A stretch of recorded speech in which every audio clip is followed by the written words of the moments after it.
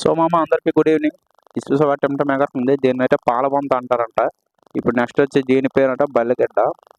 ఇది ఏంద్ర బూతులు మాట్లాడుతున్నాడు అనుకోకండి, దీని పేరే బల్లిగడ్డ. ఇది మామూలుగా అయితే వండుకున్న దానికన్నా ఫ్రై చేసుకొని తింటే దీని అంత టేస్ట్ వేరే ఏదో ఉండదో అట్లా ఉంటుంది టేస్ట్. మరి ఇది వచ్చేసి కలుపు పువ్వు అంటారు. అది మీకు ఆల్రెడీ తెలిసే ఉంటుంది అనుకుంటా. కేవలం చేపలే తీసి బాగోదని పూలు కూడా తీయడమైంది. ఓకే, నెక్స్ట్ వచ్చి ఇదో మాకు ఇన్ని చేపలు అయితే దొరికాయి. చాలా చేపలు చూసారా, బొంతలు ఇవన్నీ దీనికి పాల బొంతలు అంటారు. ఇది వచ్చి కొరమీన్ కాదు, సారీ, బల్లిగడ్డ.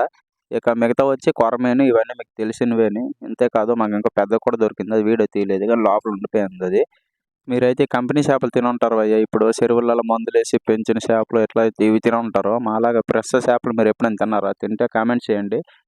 సో ఇలాంటి ఫ్రెష్ చేపలైనా ఫ్రెష్ ఏవైనా సరే విలేజెస్లోనే ఎక్కువ ఉంటాయి. సిటీలలో అంటే ఎక్కడ కనిపించవు. ఈ మా విలేజెస్లో అంటే ఏవైనా మీకు ఫ్రెష్ దొరుకుతాయి. సో అయిపోయింది, దొరికినవన్నీ మేము బ్యాగ్లో వేసుకున్నాం. ఇందులో అయితే పెద్ద కొరమీన్ అయితే మేము తీసాం. చూసారా కొరమీన్ ఎట్లా అంటే ఇది కొద్దిగా పెద్ద సైజ్ అనమాట, బాగా పెద్ద సైజు. కాకపోతే ఇది మనం క్లీన్ చేయడానికి ఎలాగైనా చాలా టైం పడుతుంది. ఎందుకు చెప్పండి, చాలా బురద ఉంటుంది కదా, బురదలో ఉన్న చేపలు ఆ బురదను క్లీన్ చేయాలంటే నార్మల్ క్లీన్ చేసి వండామనుకో మనకి టేస్ట్ కూడా అస్సలు ఏం బాగోదు. అసలు మొత్తం క్లీన్ చేయాలి, అంత బాగా క్లీన్ చేయాలి. దాన్ని బాగా పామి పామి పామి మొత్తం అన్ని సైడ్లు పామితేనే క్లీన్ అవుద్ది. సో అదనమాట, క్లీన్ అయ్యింది. క్లీన్ అయిన తర్వాత ఆల్మోస్ట్ దాంట్లో సరే క్లీన్ చేయడానికి దాంట్లో ఒక పొట్టు ఉంటుంది అనమాట. క్లీన్ చేసిన తర్వాత ఆ పొట్టుని బయటికి తీసేయాలి. పొట్టుని మనం ఎలాగ తినకూడదు కదా, అది కోసాను ఆల్రెడీ. అది మొత్తం బయటికి లాగేసాను. అది బయటికి లాగేసిన తర్వాత మొత్తం వాటర్ వేసి మొత్తం ఫుల్ క్లీన్ కడిగేయాలి. మొత్తం ఎందుకంటే మనం ఇది వండట్లేదు కదా, వేపుతున్నాం కాబట్టి దానికి ఎంత వీలైతే అంత శుభ్రంగా కడుక్కొని సో ఇప్పుడు క్లీన్ అయినాక మొత్తం పీస్ అంటే మొత్తం కటింగ్ చేసుకోవాలి. ఇప్పుడు పెద్ద చేప కదా, లోపల వరకు మసాలా పట్టాలంటే మొత్తం కట్ చేసుకోవాలి.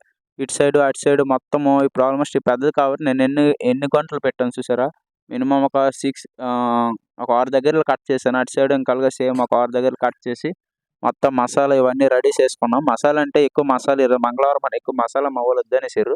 అందుకే నార్మల్గా ఆయిల్లో పసుపు ఉప్పు కారము లైట్గా ఒక మసాలా ఫిష్ మసాలా 1 2 మొత్తం యాడ్ చేసి ఆల్మోస్ట్ ఇది మొత్తం పామేస్తాము. ఆ లోపల ఇవి మనం ఈ కట్ చేసాం కదా, కట్ చేసిన దగ్గర కూడా ఎక్కువ ఉండాలి. అట్లా ఉంటే మనకి పీసులు లోపలికి కూడా వెళ్ళి మంచిగా పడుతుంది అనమాట. చూసారా ఎంత, చూడు పెద్ద చేప. దీన్నైతే మేము ఆల్మోస్ట్ మొత్తం అయిపోయింది. దీన్ని ఈసారి తీసుకెళ్ళి పెనం మీద పెట్టేయడమేని. పెట్టేశాక ఇలాగ వచ్చింది చూడండి. ఏగిన తర్వాత మొత్తం ఆ తోలు మొత్తం ఊడిపోయింది. ఎందుకంటే మాకు చేప పెద్ద అయిపోయింది, ఆ ఉన్న పెనం చిన్నది అయిపోయింది. అందుగురిండనే ఇప్పుడు ఇంత కష్టాలు పడాల్సి వచ్చింది. అయినా పర్వాలేదు, మేమైతే ఇవే కాదు మొత్తం దొరికిన చేపలన్నీ సగం ఫ్రై చేసాము, సగం వండాము. ఆల్రెడీ ఆ పెద్ద చేప అంటే మేము ఫ్రై చేసుకున్నాంలే.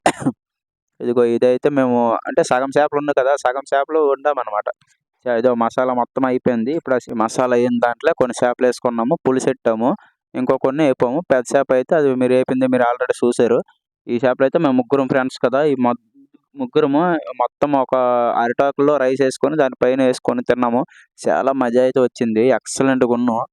సో గాయస్ ఇలాంటివి మేము చేస్తూనే ఉంటాము. మీకు ఈ వీడియో నచ్చినట్లయితే ఒక లైకు, ఒక కామెంటు, షేరు, సబ్స్క్రైబ్ చేసుకోండి. మళ్ళీ నెక్స్ట్ వీడియోలో కలుద్దాం. అప్పటి వరకు టాటా, bye bye, see you guys.